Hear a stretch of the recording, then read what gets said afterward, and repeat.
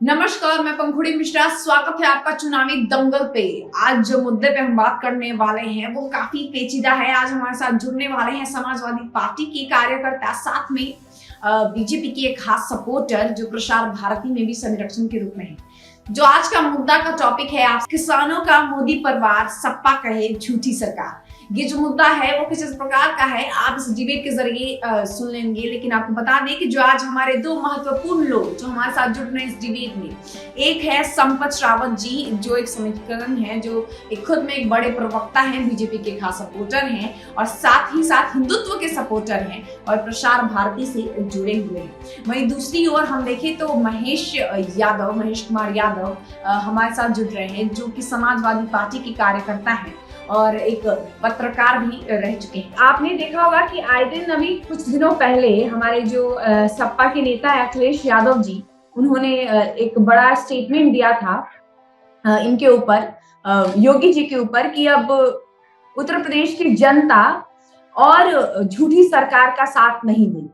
और वहीं देखिए कि अभी सबसे बड़ा जो मुद्दा रहा और जो सबसे ज्यादा झकझोर देने वाली जो बात रही कि जो देश का प्राइड है प्रधानमंत्री, वो कहीं एक दूसरे से दूसरी जगह जो रैलीज निकालने उनके लिए गई और उनका किसान, अपने आप को किसान कहने वाले जो लोग हैं, उन्होंने रास्ता रोकने की कोशिश की। ऐसा दावा है, ऐसा किया गया है कि जान पे हमला, उनकी जान को हमला हुआ, ऐसा दावा किया जा रहा है। अभी सब मिलके इस चीज पे लगे हुए हैं, लोग इसके ऊपर कई तरह के सवाल, अब इसके ऊपर हाई कोर्ट की तरफ, सुप्रीम कोर्ट की तरफ इसके ऊपर मुकदमा भी चालू है, जांच भी हो रही है। तो इसके ऊपर हम पहले इसके ऊपर आपकी राय जानना चाहेंगे संपत जी, कि क्या आपको क्या लगता है कि प्रधानमंत्री जो एक देश को रिप्रेजेंट करता है, कहता है कि देश के एक रिप्रेजेंटेटिव होता है, 130 करोड़ की आबादी की जो जनता है उनको रिप्रेजेंट करता है, और जब उनकी सुरक्षा पे इस तरह की चीजें आए, क्या कहना चाहेंगे? देखिए पंखुरी जी, विषय काफी गंभीर है ये कि नरेंद्र मोदी जो है वो भारतीय जनता पार्टी के सदस्य या नेता बाद में है। सबसे पहले वो हिंदुस्तान, विश्व की सबसे बड़ी ताकतवर और लोकतांत्रिक पार्टी जो सरकार चला रही है, उसके प्रधानमंत्री हैं, देश के प्रधानमंत्री हैं। तो ये बड़ा दुर्भाग्य है कि प्रधानमंत्री जी का दौरा कश्मीर से लेकर कन्याकुमारी तक और आसाम से लेकर गुजरात तक कहीं भी हो, उनकी सुरक्षा अगर हिंदुस्तान में नहीं हो पाती है तो ये दुर्भाग्य है वहां की राज्य सरकारों का, और ये दुर्भाग्य है प्रशासन का, लॉ एंड ऑर्डर का दुर्भाग्य है। क्योंकि हम उस देश में रह रहे हैं जिस देश में आज से पहले भी हमने 2 से 3 प्रधानमंत्रियों का इसी तरह से हमला होकर हम उनको खो चुके हैं। वो कांग्रेस पार्टी से थे या किसी सी पार्टी से थे, ये बाद का विषय है। वो देश के प्रधानमंत्री थे, ये पहला विषय है। तो मैं ऐसा कहना चाहूंगा कि इस तरह की प्रधानमंत्री जी की जो चूक हुई है, ये राज्य सरकार की चूक है। राज्य सरकार की भी अपनी एक जिम्मेदारी और अपना एक दायित्व बनता है कि वो जब प्रधानमंत्री, देश के प्रधानमंत्री उनके राज्य में आ रहे हैं तो उनकी व्यवस्था संभाले, लॉ एंड ऑर्डर को संभाले। इस पर व्यक्तिगत टिप्पणी करना कहीं ना कहीं गलत है। बिल्कुल। महेश जी, कुछ कहना चाहते हैं आप? जी बिल्कुल, मैं यही कहना चाहूंगा कि प्रधानमंत्री पूरे देश के हैं, बिल्कुल सही बात है, और इसमें किसी भी प्रकार की राजनीति नहीं होनी चाहिए, चाहे वो कोई भी दल हो। अगर इसमें ऐसी इशू में कोई राजनीति करता है तो फिर वो गलत है। प्रधानमंत्री की सुरक्षा किसी भी हाल में मेंटेन करनी चाहिए, ये जिम्मेदारी अधिकारियों की थी, तो प्रधानमंत्री को उसमें अधिकारियों को भी देखना चाहिए। पीएमओ के जो इससे पहले कहीं भी अगर प्रधानमंत्री का कार्यक्रम होता है तो पीएमओ के जो अधिकारी होते हैं वो रिव्यू करते हैं, उस चीज को देखते हैं, तो वो सब चीजें जो जिम्मेदार अधिकारी हैं उनको सजा मिलनी चाहिए। तो इसके पक्ष में तो सभी हैं।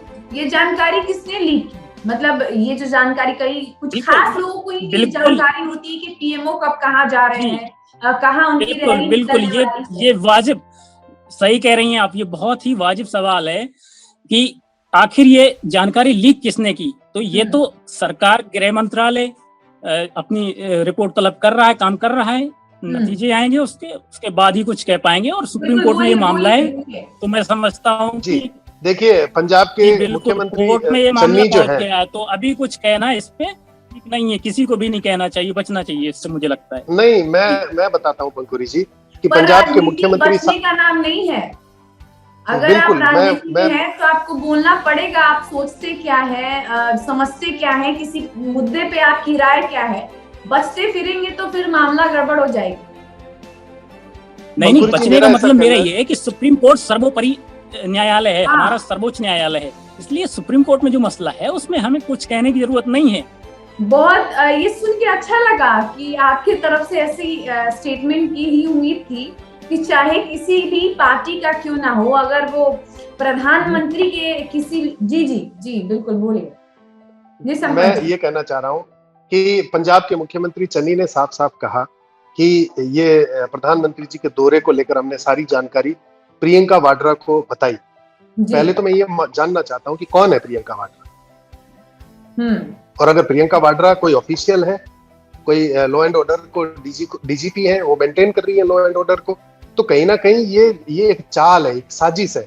जैसा जो दूसरे भाई साहब कह रहे हैं कि हमें प्रतिक्रिया नहीं देनी चाहिए, क्यों नहीं देनी चाहिए प्रतिक्रिया? जिन खालिस्तानियों ने आज से 1 वर्ष पहले यूट्यूब पे एक वीडियो लगाया और जो वीडियो के अंदर दिखाया गया है वही का वही आज से 5 दिन पहले प्रधानमंत्री जी के साथ हुआ है। आप इस बात को सोचिए, आत्मा से सोचिए कि जो 1 वर्ष पहले यूट्यूब पर खालिस्तानियों द्वारा चढ़ाया गया गेम के रूप में, वही घटना सेम की सेम घटना। आपको रोकने के लिए, लेकिन इसमें मैं जो जोड़ना चाहूंगी कि जो लखीमपुर वाला जो कांड हुआ था, जिसके ऊपर अभी सियासत, उत्तर प्रदेश की जो सियासत है उसके ऊपर काफी गरमाई भी हुई है, कई तरह के सवाल भी उठे गए कि किसानों को मारने की कोशिश की गई, उनके ऊपर गाड़ी चढ़ा दी गई और कई तरह की चीजें, कई तरह के बवाल उस पे हुआ। लेकिन अब जब मोदी सरकार, जब बीजेपी सरकार ने खूब, ये भी बात सही है कि उत्तर प्रदेश के चुनाव के ठीक पहले जो किसान बिल था उसको वापस ले लिया गया, लेकिन आखिरकार 1.5 साल के जो आंदोलन थी उसके बाद किसान बिल को वापस ले लिया गया। अब उसके बाद पीएम मोदी के, मतलब नरेंद्र मोदी जो हमारे देश के रिप्रेजेंटेटिव है, प्राइम मिनिस्टर 130 करोड़ की आबादी को जो रिप्रेजेंट करते हैं, उनके सुरक्षा के साथ खिलवाड़, तो फिर वो कैसे किसान और कैसी सरकार?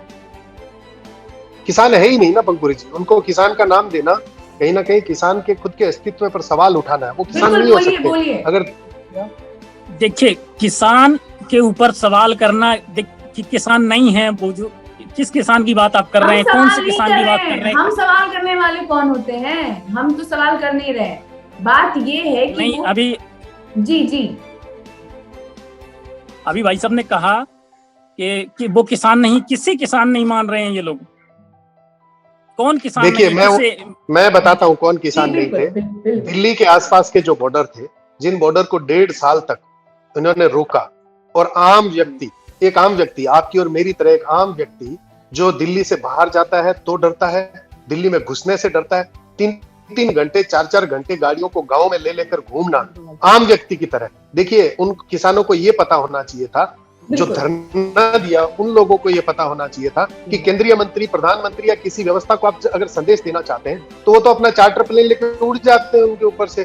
परेशान कौन हो रहा है? आम व्यक्ति परेशान हो रहा है, और आम व्यक्तियों को परेशान करने वाला किसान नहीं हो सकता, क्योंकि किसान खुद अपने आप में आम व्यक्ति है। ये कुछ ऐसे तथाकथित ठेकेदार थे जो राजनीति की ठेकेदारी करना चाह रहे थे। कहीं ना कहीं प्रधानमंत्री जी को इस बात का अंदेशा लगा कि इस चुनाव से ठीक पहले खालिस्तानी हावी होंगे और कहीं ना कहीं गृह युद्ध या देश की व्यवस्था को, देश की अखंडता को खंडित करने का प्रयास करेंगे। तो कहीं ना कहीं ऐसा मानना है, ये स्टेप नहीं लेना चाहिए, लेकिन उन्होंने देश के लिए इस स्टेप को लिया। इन्होंने देश की रक्षा के लिए स्टेप लिया और उसका स्वागत है। मुझे बोलने दीजिए 1 मिनट, अब मैं बता देता हूँ। आप कह रहे हैं कि जो दिल्ली के बॉर्डर में थे वो किसान नहीं है, प्रधानमंत्री उन्हें किसान मानते हैं, लेकिन आप बीजेपी पार्टी के कुछ लोग किसान नहीं मानते। प्रधानमंत्री ने माना, उन्हें किसान माना, तभी कानून वापस किए, उनकी मांग को माना।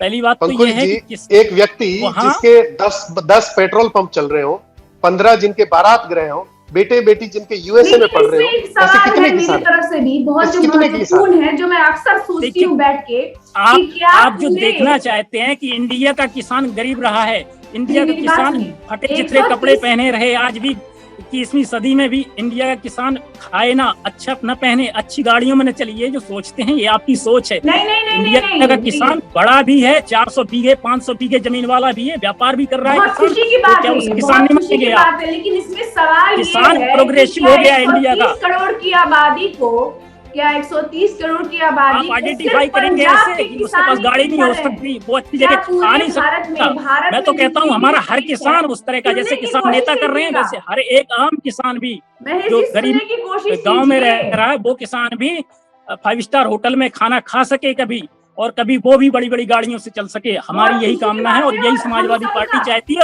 और समाजवाद तभी होगा सच्चे मायने में जब अडानी अंबानी जैसे लोगों के बराबरी के, जैसे अडानी अंबानी लोग हैं ना, ये इकट्ठा करके चूस रहे हैं। और इनको जो कानून लाए थे, सरकार कानून लाई थी, उनके जरिए इनके गोदाम भरने का काम कर रही थी। इस तरह की नीतियां जो सरकार लाती है। देखिए 74 एयरपोर्ट 2014 से पहले थे और अब 150 एयरपोर्ट पूरे भारत में है। 1500 रुपए में हवाई यात्रा कर सकते हैं। महेश जी से और ये किसानों की बात है। इन्होंने जो अडानी और अंबानी जो इन्होंने कहा, एक छोटा सा सवाल है मेरा।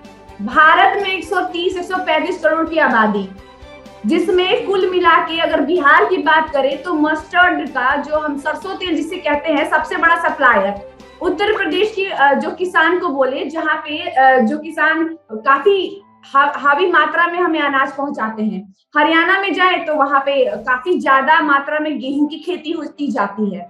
केरला में जाए तो वहां पे काफी ज्यादा मात्रा में, भारत का दाता ही अगर मसाले की बात करें तो केरला ही मसाला देता है। तो क्या पूरे विश्व में सिर्फ पंजाब के ही किसान रह गए हैं, वही रोक सकते हैं? 7% गेहूं, 7% गेहूं की उपज केवल पंजाब के अंदर है। 7%, 27% गेहूं जो है वो आंध्रा मेरी भी सुन लीजिए एक दक्षिण भारत के अंदर। आपके बहुत मैं बता देता हूँ, दक्षिण भारत के अंदर सबसे ज्यादा प्रोडक्शन था, सबसे ज्यादा किसान खेती करते हैं। एक भी दक्षिण भारतीय किसान ने आकर, मुझे लगता है आप लोग देखे नहीं है, पंजाब बस के किसानों ने ये आंदोलन किया। पंजाब बस के किसानों का आंदोलन नहीं था, ये पूरे देश के किसान का आंदोलन। ये जो मेरे मित्र हैं, मैं इनसे पूछना चाहता हूँ, उठाया महेश जी, मैं महेश जी से एक बात साफ पूछना चाहता हूँ। चलिए, आज विषय ये नहीं था, लेकिन मैं पूछना चाहता हूं महेश जी से, मुझे किसान बिल के नुकसान बताइए।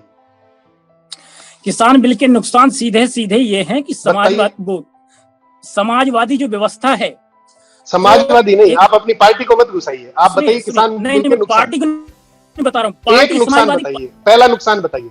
पहला नुकसान नंबर 1 था कि पूंजीपतियों को फायदा पहुंचाना था। सरकार की कैसे सरकार कैसे पूंजीपतियों को फायदा कैसे पहुंचा? मैं बता रहा हूँ ऐसे फायदा पहुंचना था, क्योंकि जो मंडी व्यवस्था है, एपीएमसी है, जो ऑल इंडिया मंडी परिषद है, इसमें क्या है कि इसको खत्म करके कैसे, और जो बाहरी व्यापारियों को दिया जा रहा था, जो कानून आपका आया था एपीएमसी। आपको पता है, आप इतने किसान हितैषी हैं, आपको पता है किसान जब मंडी में जाता है तो उसको एंट्री और एग्जिट टैक्स कितना लगता है? जो भी टैक्स लगता है, नहीं बताइए ना। अगर आपने किसान बिल के मुद्दे पर अगर आपने बात छेड़ी है, मुझे बताइए कि जो एपीएमसी जी और बाहर निकलता है तो एंट्री और एग्जिट टैक्स के नाम पर कितना प्रतिशत पैसा वसूला जाता है किसान से? देखिए, हमेशा हमारी बात ये रही है, हम हमेशा कहते हैं नहीं, केवल टोपी लगा लेने से आप हितैषी नहीं होंगे। नहीं जी, केवल टोपी लगाकर समाजवाद करने से आप हितैषी नहीं होंगे। मैं बताता हूँ, आप आज से अगली डिबेट में ये जानकारी लेकर जाइए मेरे से कि करीबन 8% का, पंखुरी जी, करीबन 8% का किसानों के ऊपर एंट्री और एग्जिट टैक्स के नाम का टैक्सेशन लगता है। प्रधानमंत्री जी ये चाहते थे कि पंजाब के अंदर कैप्टन अमरिंदर सिंह हो या सुखबीर बादल हो, इनके द्वारा करीबन 12,000 करोड़ के टर्नओवर की 2 कंपनियां इन्होंने खोल रखी थी। ये लोग भले ही अलग अलग पार्टियों में थे, लेकिन मंडी के ऊपर इनका कब्जा था। वही उत्तर प्रदेश में जो इन समाजवादी पार्टी हो या कांग्रेस हो, कोई भी पार्टी के जो पेट में जो मरोड़े आ रहे हैं ना, वो इसी वजह से आ रहे हैं कि इस मंडी व्यवस्था को खत्म नहीं किया जा रहा था, एंट्री और एग्जिट व्यवस्था को खत्म किया जा रहा था कि किसान जहां अपनी फसल उगाता है वहीं से उसको वही रेट मिलनी चाहिए। मैं बहुत उदाहरण के साथ बताना चाहता हूँ महेश जी आपसे भी एक सवाल है मेरा। जब इतना कुछ किसान बिल से जब हमें इतना कुछ मिल रहा था और जब सरकार को पता थी कि किसान बिल सही है और बिल्कुल सही एक्शन लिया गया है हमारे किसान को आगे बढ़ाने के लिए, तो आखिरकार 1.5 साल अड़े रहने के बाद, अपनी उस काफी सारी चीजों का सामना करने के बाद, क्यों किसान बिल को वापस ले लिया गया? बहुत वैलिड सवाल है आपका, मैं जवाब देना चाहूंगा इसका। देखिए, होता क्या है ना, हाँ देखिए क्या था कि इसमें मैं कह रहा हूं कि भारतीय जनता पार्टी के नेताओं का फेलर है कि 550 जो विधानसभाएं हैं, जो लोकसभा क्षेत्र है, वहां पर जो उनके सांसद थे, उनके जो जहां जहां उनकी सरकारें, वहां उनके जो विधायक थे, वो किसानों तक इस बात को पहुंचाने में नाकामयाब रहे, असफल रहे। वो अपनी अपनी अपनी राजनीति, अपनी नेतागिरी और अपनी सरकार शाही के अंदर इतने व्यस्त थे कि उन्होंने किसान बिल के जो बेनिफिट्स थे, जो फायदे थे, वो किसानों तक सही तरीके से पहुंचा नहीं पाए। नहीं पहुंचा पाने के कारण जो बिचौलिए जो थे, जो तथाकथित किसान जो बने बैठे थे बॉर्डर के ऊपर, उनको इस बात का फायदा मिला। मैं आपको एक अगली पंखुड़ी जी, एग्जांपल के साथ ये उन्हीं किसानों को खालिस्तानी कह रहे थे, पाकिस्तानी कह रहे थे, और प्रधानमंत्री मोदी ने बाकायदे उनको किसान माना है। तो मैं प्रमाण के साथ आपको बताऊंगा, थोड़ी सी सुनने की क्षमता रखिए महेश जी, मैं आपका ज्ञान दुरुस्त कर रहा हूं। अगली डिबेट के अंदर आपको फायदा मिलेगा मेरी इस बात से। मैं आपको बताना चाहता हूं, एक किसान जब 100 रुपए की मूंगफली लेकर मंडी में जाता था तो उससे 8 रुपए तो वहां काट लिए जाते थे। 92 रुपीज में से उसका जो पहले का कर्जा होता था वो सब ले लिया जाता था। निचोड़ा देखेंगे कि किस तरह से बारिश के अंदर फसल बह जाती है, किस तरह से रेट जो है वो खुद ये जो मंडियों के नाम पर खुद तय करते हैं, उनको कोई रेट नहीं मिलती थी। तो 90-92 रुपए के बाद भी किसान के घर में मुश्किल से 80-82 रुपए आते थे। अब ऐसी व्यवस्था खड़ी की गई है कि उसको जो गाड़ी का खर्चा नहीं लगे, कुछ और नहीं लगे। इस किसान बिल के माध्यम से ये था कि मैं अगर गुजरात से हूं, मैं अगर राजस्थान से हूं, तो मैं पंजाब में जाकर डायरेक्ट खरीदी करूं, डायरेक्ट तुरंत पैसा दूं और वो पैसा उसको सीधे सीधे मिले। अब देखिए जो किसान बिल है, ठीक है। अब मैं अगली बात बता रहा हूँ पंकुर जी, मैंने कांग्रेसी नेता से पूछा, जब यही बात जो मैं जी, हाँ, बात ये है कि किसान बिल अब बिल्कुल ये मुद्दा नहीं है। मैं मेरी बात को खत्म करूंगा, मैं ये बताना चाहूंगा कि जब मैंने आज, जैसे महेश जी हैं वैसे, एक दिन एक कांग्रेसी नेता के साथ बहस में था, मैंने उनको जब ये पूछना शुरू किया, लास्ट में उन्होंने पता है क्या कहा? उन्होंने कहा जी और तो कोई समस्या नहीं है, ये किसान को जो डायरेक्ट पैसा चला जाता है ना एक साथ, ये एक साथ नहीं जाना चाहिए, उसको टुकड़े टुकड़े में पैसे की जरूरत होती है। तो क्या किसान को कब कौन सा पैसा चाहिए? मैं आपको बता रहा था, आपने सुना नहीं। मैं कह रहा हूँ कि बोले उसके पास पैसे खर्च हो जाएंगे, बेचारा वो शादी कैसे करेगा? आपने सवाल किया था, तो इस उलूल जुलूल बहस के मुद्दे बनाकर केवल और केवल किसानों के नाम पे राजनीति करने का नाम है कांग्रेस। और कोई राजनीति नहीं कर रहा है। किसानों की दुर्दशा किसी से छिपी नहीं रही है, पूरा देश जान रहा है। किसानों के साथ भारतीय जनता पार्टी जैसे कानून लाके किसानों की हत्याएं करवाई, 700 किसानों को मार दिया। पिछले एक साल में 1 लाख करोड़ से ज्यादा का पैसा सीधा खाते में आप मुझे ये बताइए, 700 किसान जो मरे, ये 700 किसानों की हत्या के जिम्मेदार कौन है? ये खालिस्तानी नहीं थे सर, आपको ये पता होना चाहिए। मोदी जी ने एक बार अगर कोई मक्खी मर जाए तो उसके लिए शोक व्यक्त करते हैं, लेकिन 700 किसान के लिए एक जवान से सब नहीं निकाला। ये शर्म की बात है। ये प्रधानमंत्री और ये आपकी सरकार किसानों के प्रति संवेदनशील नहीं है। हमें दर्द इस बात का है, हम इसलिए ये 700 किसानों वाला सिगुपा है ना पंकुरी जी, ये भी इन लोगों का, ये इतने हितैषी बन रहे हैं तो PIL डालिए सुप्रीम कोर्ट में। क्यों डरते हो? थोड़ा सा उठते हैं, क्योंकि करीबन 1.5 साल तक हमने यही सुना है कि किसान बिल जो था वो सही था, वो किसानों के हित में था या किसानों के अनहित में था। हालांकि वो एक पहल जरूर आपके नेता गाड़ी चढ़ा दें की तरफ से किसानों के ऊपर और आप कहें कि वो खालिस्तानी थे और वो मंत्री पद में उनके नेता बैठे हैं। ये सब, इन सवालों पे चर्चा होनी चाहिए। तो इसको मैं कोई सही थोड़ी बता रहा हूँ। आपके नेता, मतलब मैंने कोई कमल वाली टोपी नहीं पहन रखी है मैं जी, आप गलत, आपको बताया नहीं होगा। नहीं, मैं तो समाजवादी, मैं तो सत्य के साथ रहने वाला व्यक्ति हूँ। अरे तो आप समाजवादी के सिपाही हैं, मैं देश का सिपाही हूँ। मैं उसको गलत मान रहा हूँ। अजय मिश्र टेनी को कुर्सी से हट जाना चाहिए, नैतिकता के नाते हट जाना चाहिए। मैं कहाँ उसको अच्छा बता रहा हूँ? अगर उसका बेटा लिप्त है पिछले 2 महीने से, अगर वो जेल में है तो उनको हट जाना चाहिए। धन्यवाद। लेकिन नहीं हट रहा है। ठीक है, राजनीति का विषय। बिल्कुल तो ये बात आपको, जिसके लिए शायद बीजेपी की जो उत्तर प्रदेश जो चुनाव है, आप जब कह रहे हैं कि किसान बिल, बीजेपी ने 700 किसानों को मारा, बीजेपी के नेता ने कुछ अच्छा नहीं किया, किसान के लिए कुछ फायदेमंद नहीं हुआ, तो जो उत्तर प्रदेश वाला जो चुनाव है, 22 में बाइसिकल का जो नारा लग रहा है, वो जो उत्तर प्रदेश में जो चुनाव होने वाला क्या है कि क्या अखिलेश यादव जी क्या नया लेके आ रहे हैं उत्तर प्रदेश चुनाव में? क्यों लोग उनको वोट करें?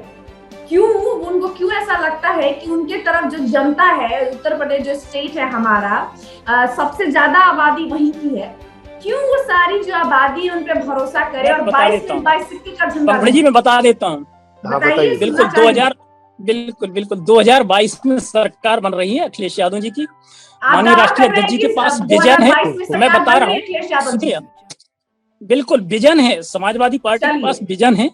हाँ। और किसानों, नौजवानों, बेरोजगारों के लिए योजनाएं हैं। पिछली सरकार में भी समाजवादी पार्टी की योजनाओं का लाभ किसानों तक पहुंचा, नौजवानों तक पहुंचा, छात्रों तक पहुंचा।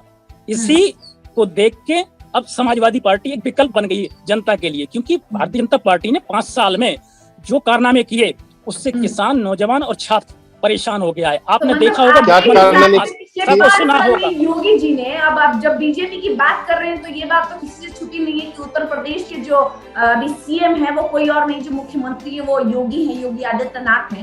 तो आपका कहने का ये मतलब है कि पिछले 5 सालों में योगी आदित्यनाथ नहीं है,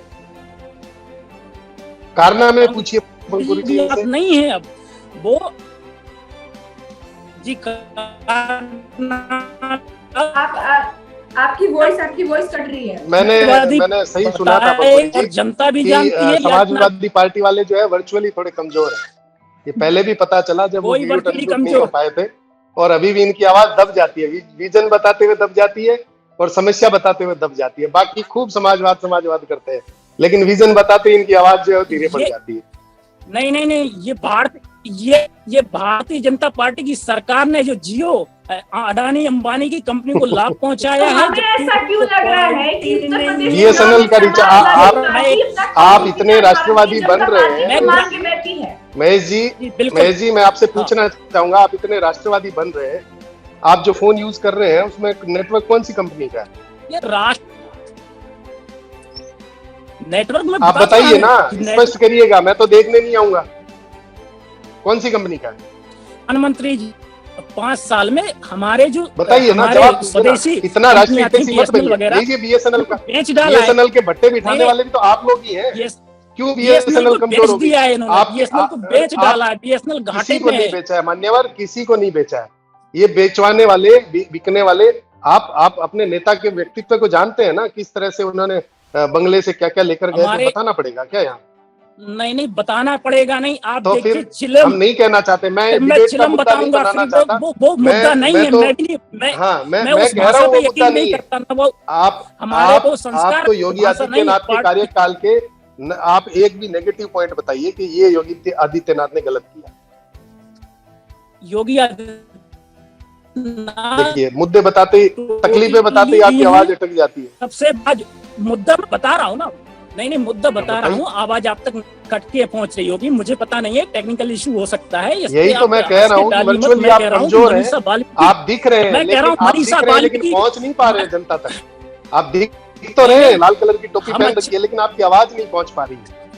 और ये शायद 2022 में भी मेरे को लग रहा है जनता तक नहीं पहुंच पाए। पूरी जनता, पूरा प्रदेश समाजवादी हो गया है। अब समाजवादी की बयार बह चुकी है, पूरी तरह समाजवादी। पंकुरी जी, इनके नेता जो है वो पत्रकारों को कहते हैं कि आप लोग बिके हुए हैं भाजपा से। इनको बताइए कि पत्रकारिता को कोई खरीद सकता है क्या? कितनी बेबुदी बात है ऐसा कहना, अपने आप में कितनी बड़ी अज्ञानता है। आप मुझे भी बोलने दीजिए। हम नहीं रुकने वाले, हम तो सरकार लाते रुकेंगे। महाराज सरकार आ रही है, हम ना आपके नेता से रुके हैं, सुनिए, ना तो आपका नेता हमें रोक सकते हैं, ना हम रुकने वाले हैं। 2022 में महाराज आ रहे हैं, ठाट से आ रहे हैं। योगी और उनकी सरकार में बहनों की इज्जत से खिलवाड़ हुआ, महिलाओं की इज्जत से खिलवाड़ हुआ, तो और पुलिस कस्टडी में लोगों की मौत हुई, इनकाउंटर हुए। ये सब नेगेटिव पॉइंट है, आप सुनते नहीं है और आप कहते हैं कि सामने वाला बोल नहीं पाता है। मैं आपको बता रहा हूँ, एनसीआरबी के जो आंकड़े हैं वो बता रहे हैं, वो कोई समाजवादी पार्टी के आंकड़े नहीं है, वो बता रहे हैं कि क्राइम किस में ज्यादा हुआ। और सबसे बड़ी बात, एक मुख्यमंत्री नैतिक तौर पे न बोल पाता है, न बात कर पाता है, इतना भद्दा बोलता है। मैंने कल एक वीडियो देखा जिसमें वो बेरोजगार लोगों को जो अपनी हक मांग रहे हैं, नौकरी मांगना भीख नहीं है, कोई सरकार से हक मांग रहे हैं, उनको वो बोल रहे थे कि ये बैनर नीचे कर लो। योगी आदित्यनाथ जी, सॉरी अजय कुमार की बात कर रहा हूँ।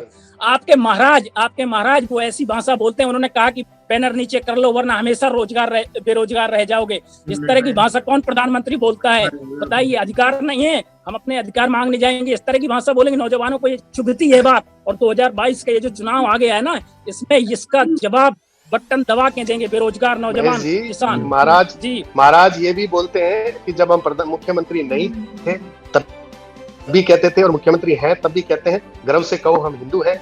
तो लोगों को ये भी सुनाई देता है। देखिए ना, आप ऐसी बात, कार सेवकों पर गोली चलाने वाले लोग, कार सेवकों पर गोली चलाने वाले लोग महाराज के ऊपर पर्सनल चिन्ह नहीं उठा सकते। हमेशा रहेंगे। अपने अस्तित्व को पहले चेक करिए, आपकी पार्टी के डीएनए को चेक करिए, किस तरह से भगवान श्री राम के साथ में सवाल उठाया था। करना चाहूंगी क्योंकि समय बीतता जा रहा है। आप लोग कौन होते हो हमें सर्टिफिकेट देने वाले? हम हिंदू हैं।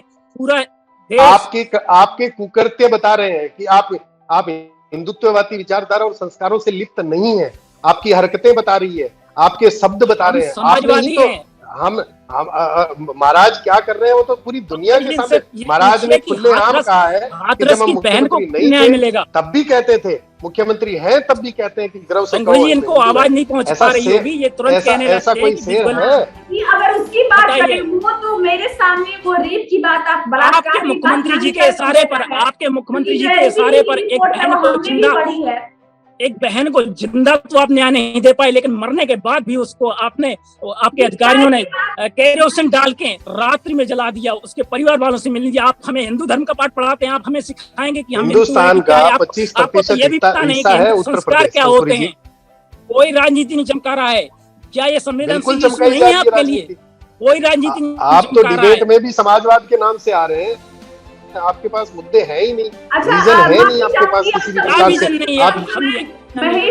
महेश जी माफी चाहूंगी मैं, हमें डिबेट यहीं पे रोकना पड़ेगा, समय बीतता जा रहा है। फिर मुलाकात होगी आप दोनों से।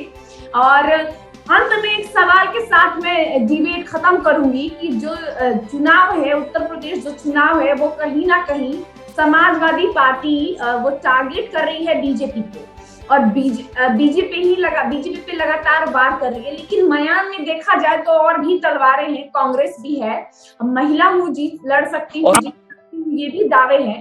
तो आपके लोग कैसे कैसे नारे दे रहे हैं, जो राम को लाए हैं हम उनको लाएंगे। अरे राम को लाए, आपको शर्म आनी चाहिए। भगवान को लाने वाले आप हैं। व्हाट्सएप यूनिवर्सिटी से भगवान को लाने वाले खाली वही बातें कह रहे हैं।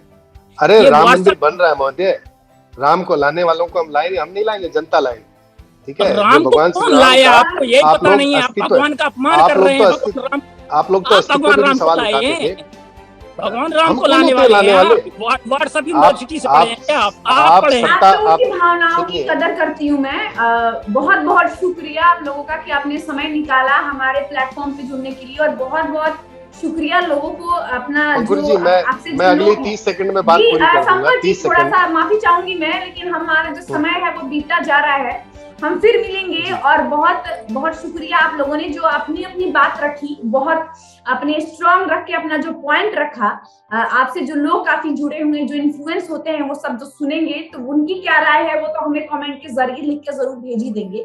फिर हम मुलाकात जरूर करेंगे नए मुद्दे के साथ, नए तजुर्बे के साथ और नए विश्वास के साथ। तब तक के लिए देखते रहिए इंडिया सागा। जय हिंद, बहुत बहुत शुक्रिया।